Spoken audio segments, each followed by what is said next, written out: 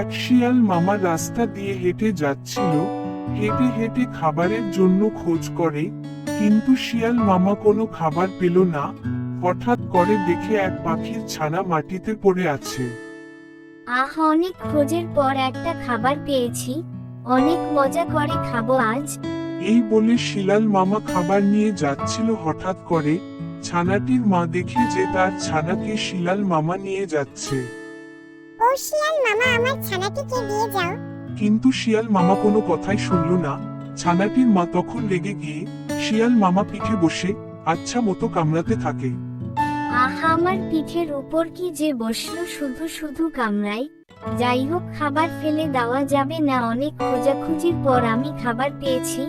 এই বলে শিয়াল মামা খাবার নিয়ে গেল। অনেক চেষ্টা করেও পাখিটি তার ছানাকে বাঁচাতে পারল না। আমার ছানাকে শিয়াল মামা খেয়ে ফেললো। এই বলে পাখিটি সুযোগ খোঁজে কিভাবে শিয়াল মামাকে ফাঁদে ফেলানো যায়।